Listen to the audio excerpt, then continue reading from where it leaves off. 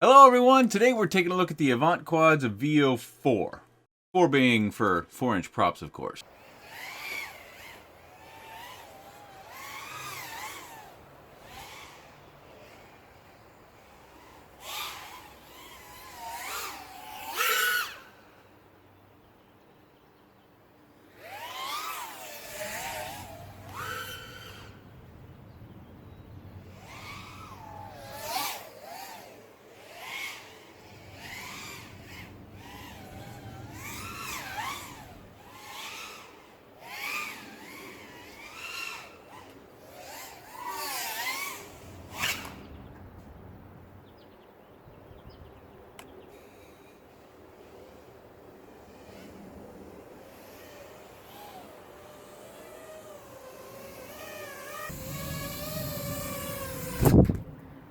On the Avio 4 are the Brother Hobby 2004 3150 kV motors. And on those motors are the Gemfan Hurricane 4023 tri-bladed props. The all-in-one board down here is the JHEMCU GHF 420. The 35 amp F4, it's also got an 8 meg black box on there as well as a current sensor. The VTX is also JHEMCU. It's the VTX 20. This one goes up to 600 milliwatts. And on that VTX is a right-hand circular polarized Rush Cherry antenna. The FPV camera on this is the Caddx Ratel 2. We've got my favorite motor wire tape here on the motor wires, of course. Got a metal buckle for our battery strap, as well as a rubberized battery mat. Each individual arm is replaceable by removing these two screws that do not go through the flight stack. Mine came as FR Sky, so it has an FR Sky XM Plus in here. The battery lead is secured to the post, just as I recommend. And we also have a capacitor right back here. The arms are somewhere around 3.5 millimeters thick and about 7.5 millimeters wide. Bottom plate looks to be 2 millimeters thick. Top plate looks to be 2 millimeters thick as well. And of course, it's a 4-inch, so I can't do the motor post to motor post. I only go up to 155 millimeters on my calipers. It weighs just about 158 grams. I flew it on these brands of 850 milliamp 4S batteries. Couldn't say which one you're seeing in the flights. With the RDQ 850 milliamp 4S battery, it weighs 256.5 grams. If you wanted to, you could probably fly it as a top-mounted battery as well. Although you're going to need to relocate the battery mat and the battery strap. Top plate's got these grooves in it that should keep our battery from pulling forward or backwards. And this should come with a warning. I had some troubles flying it like I normally try to fly in my backyard, so if you're familiar with the space and you're looking at this guy, you're probably going to want a bigger space because I had to lower the camera angle way down in order to be able to pull off full flights in my backyard, having some fun. This quad's pretty quick. So still getting used to my new flying space. Yeah, not much has changed as far as the pool developments. This was flown at about the same time in the last video you saw on the channel, but yeah. The quad faced quite a few crashes. Unfortunately, my first, I would say, dozen flights, I was trying to fly at my normal camera angle, which is somewhere around 25 to maybe a touch over 30 degrees. I just kind of eyeball it, really. I don't tend to measure that sort of thing. It just feels right when I get it in the right spot. So you'll notice at this much lower camera angle that, you know, it's a little bit like flying something different than I'm used to. I don't necessarily quite hit the angles that I typically get when I come to the punches and launches over the house, but I adjust during the flight to the angle that I need to get to put me in the spots I want to be in. This is going to fly for well over 4 minutes. Unfortunately, you know, it comes in just a touch over that magical, weird 250 gram limit, so if you're wanting to get 250 grams, you're probably going to need to fly a smaller battery like a 725 or something like that. Maybe there's a lighter 850 out there that still performs fairly well. Although I find that my 850s weigh pretty much all the same. They may be made by the same manufacturers. I know that RDQ batteries are made by G&B, so there's 2 of them. I think Emax batteries are also made by G&B, but I haven't gotten confirmation from Emax on that. Also, on these punch-outs, you'll notice a little bit of noise if you look very closely, and I don't know if that's because our capacitor isn't quite working as it should, or if we've got something else going on. It's somewhat subtle. Some of you are going to have a sensitive eye, and you're going to see that. Others probably won't see it at all, but I did notice on full throttle that I was getting some of those typical motor noise lines in the video feed, but it looks like it gets, you know, somewhere around 70 or close to 100% on the throttle before you start to see those, because as you're flying around the yard, note the throttle position in the top left hand corner I'm usually not above 50%. And usually when I'm turning, especially doing some of those harder turns when I try not to slow down too much, I usually get well above 60% on most quads. So that should give you some sort of indication of, what sort of speed this quad could carry, especially in a much larger space where it can stretch its legs. In my tight space, I had to kind of keep things under control, and I am using, as I mentioned previously, a lower camera angle in order to keep under control. But this thing gets up pretty quick. I think it's pretty discernible in this video because, I'm doing all those different punch outs, and some of them are pretty short, and I've already shown you a little bit of video before this, and some of them are a little bit longer to give you an idea of what sort of airtime you get. I do think that the motor idle should, well, at least for me, it should probably be lowered a little bit. You'll notice that when on some of those punches that I get carried out over to the yard, there wasn't much wind on this day. I always have some wind. On this particular day, they were saying 7 to 9 miles an hour, which, when you get up there in the air, yeah, that could be a factor. But I also felt like, because I've been flying other things during the same time period, that I was getting drawn out over the yard a little bit more than I expected, especially for a quad this size. But with 4-inch prop, if you have your motor idle a little bit higher, that will, rotate the props a little bit more when you're at 0 throttle. So it has that potential that could be drawing me out. Also, it could just be pilot error. I'm just at the wrong angle and I get carried out over the yard a little bit. By the way, even if you're not interested in the Avio 4, take a look at the AvantQuads. AvantQuads are quads that I enjoy flying. They're built the way I think quads need to be built.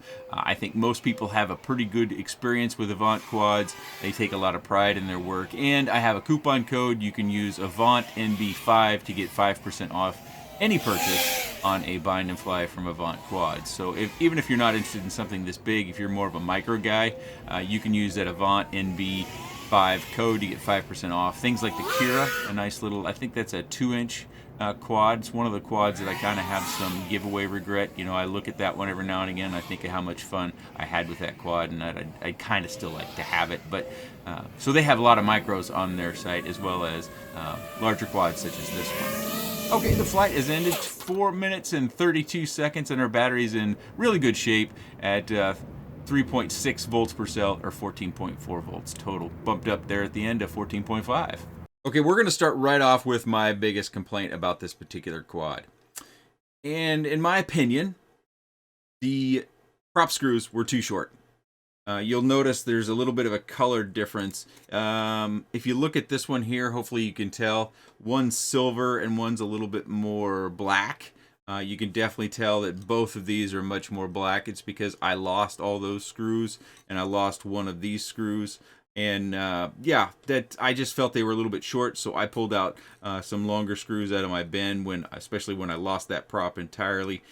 Props are my secondary complaint. Not that they don't perform well. It's just these things. It's like a thumb drive that you try to put them in, and then you rotate, and you maybe try it from the bottom, and you put it in, and you just can't hardly get it, even though it really only goes in one way. They're just super fussy and super difficult to get in. They just don't slide in very well. I don't like that, because every time you change a prop, you've got to do these inserts. I guess you could put an insert in all your props. You kind of dedicate some time, some night to sit down and put the inserts in all your props. It's not likely to just fall out on its own.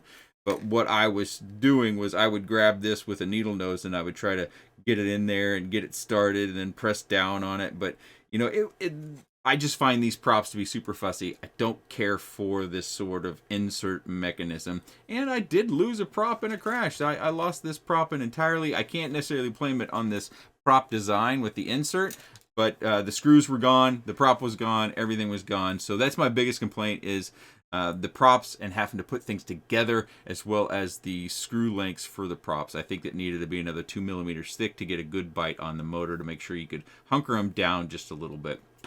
One of the other things I'd like to see from AvantQuads, and some of you might be a little bit surprised to hear me going on a little bit. It's, things evolve, things change. And I would like to see them offer an Express LRS version. When I looked on their site last, they offered Crossfire, FR Sky, and I think where you put your own receiver type in there. Of course, you can get the DJI version, then you can have it wired to where you could use the black DJI remote with the quad if you get the DJI version. So I would like to see them offer Express LRS as well. As I was lowering the camera angle, I did notice that I bumped into the back of the receiver back here, so that started to become a little bit of a barrier to get my camera angle down so I could fly the quad comfortably in the backyard. And you know, this is a powerful quad. They've got these 2004 series motors from Brother Hobby on here, and they respond quickly and they produce a lot of thrust.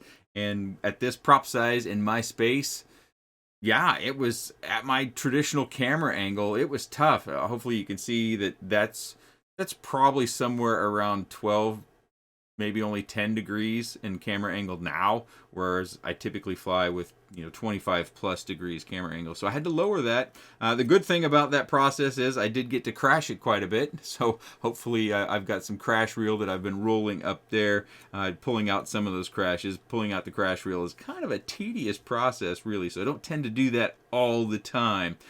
So this one has been battered and beaten, and obviously this prop back here is kind of borked, hosed, but I left it as is after the last flight when I bonked into something. I can't even remember at this point. Good thick carbon, nice design as far as replacing the arms. You only have to take out 2 bolts, the arm will slide out. Of course, you do have to unscrew your motor, and you'll have to have some fresh tape, but you don't have to go into your flight stacks. That was something that I don't know if we see that much anymore, but at one point in time, replaceable arms that went into the flight stack, that was something we didn't care for. Of course, you see soft mounting through here, and they also soft mount the VTX up here. I don't know that that's necessary, but it shouldn't hurt, right? Their 3D prints are always very, very clean. Their solder, in my opinion, is always very neat, very clean. They do a nice job there. And that's one of the reasons why I like AvantQuads, is I don't have problems with them breaking. I always find they have a good tune on them. Hopefully you were able to get to hear the props. Even though the props were kind of beat up in that flight, you could hear the tune, and it was working quite well. They have, as I mentioned, a flight feel that I like for them. The way they're constructed and designed, I tend to approve of all the choices they make. The one choice, I guess, in this, I would like to have seen Express LRS, even if it were buried in here with a cube antenna. I wouldn't have been fussed with that because I don't fly far out, but of course they can get one with a linear antenna that sticks out, and that would be fine as well. I think in this particular case, I was a little bit concerned that this heat shrink didn't have much of a bite on the antenna back here. It didn't come out in all my crashes. It didn't even look like it moved out at all. So it must have some sort of bite with the antenna. You can see the antenna end is actually still sticking out the end. So while I saw this and I thought, oh, I sure hope that doesn't come loose and get chopped up by a prop, it never did in all my crashes. I've mentioned it a few times before, but strain relief on your battery, especially when you've got an all-in-one where you've essentially got 2 components that you would have integrated into one board, that if you have a battery ejection, it pulls this and it pulls these wires right off the pad. That's a difficult repair if you've got an opportunity repair. That's many people won't even take that on. So having that zip tie right there, I think, is really important because we crash our quads a lot. That's kind of part of the hobby, is crashing. So if we can keep that flight controller, at least these wires that are attached to the flight controller, give them the benefit of having a little strain relief before it actually pulls on the pads that it's soldered to. That's something that I think is fairly easy to do, and that we've got a couple of manufacturers now doing that. So yay for that finally happening. I don't think I mentioned it in the quick specs, but hopefully you can see down there in their VTX that the antenna connection is via an MMCX connector. Some people will want to know that, and that might matter to some of you. They pretty much always at AvantQuads zip tie the receiver to kind of a print like this. I've seen that time and time again. They don't tend to use foam tape. I do think this is a bit cleaner, but I think as far as a manufacturing process goes, it takes them a little bit more time. That can indicate also their care. Also note we've got a metal nut above my fingernail there, so we've got a metal nut above to secure that flight stack, so there should be minimal to no movement on crashes with the flight stack. You've got the screw head out here below the carbon, and you've got a metal nut above the carbon, so that should keep the flight stack very, very steady. There will be some give, of course, because we've got soft mounting, and then we've got this rubberized O-ring up here, so some transference of either vibration or impact should be minimized by those two features.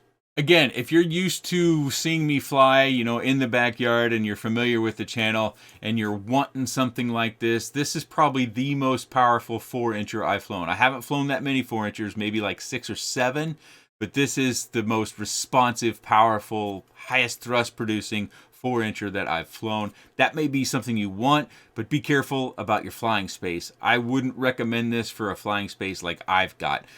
It took some practice and some crashes in order to be able to get where I was comfortable after lowering that camera angle. Even with the camera angle lower, I was still crashing it quite a bit before I could kind of get a handle on everything.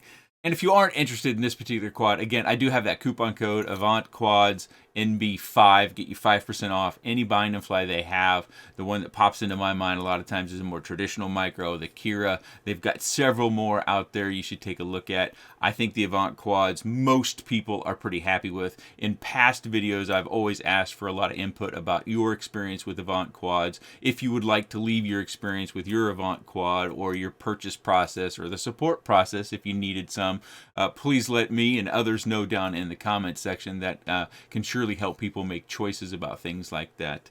By the way, on that sort of front, I don't delete comments. I only delete comments that scammer, that guy that is pulling off the channel logo and then using a what app with a phone number and then telling people they won something and to what apps them. I do remove that one in all its different iterations, as well as anyone who curses. I like to keep it family friendly around here. So sometimes if the cursing is fairly light, I'll let it slide. But if the cursing is fairly heavy, that's when those got to go away. But we can disagree and still be friends. We can have different experiences, different opinions, and we can still be friends. I leave those comments. I don't go to any links. I have had comments disappear, and I had one the other day where they talked about how their comment had gone away. Somebody who was actually in my Discord had commented about their comment had gone away. So what's happening there? I don't know. Maybe we click the submit button and we go on to the next video before it actually sent that into YouTube and it captured the comment. I don't know. I'm speculating, but I'd like to make sure everyone who comes to the channel knows I don't delete normal run-of-the-mill comments. Only the scammers, spammers, and those that curse fairly heavily. But if you're interested in this quad, make sure you got a big flying space and strap on, because it's one heck of a ride. If you have any comments, questions, suggestions, or otherwise, please let me know in the comments section below. I appreciate your time. Thanks for watching.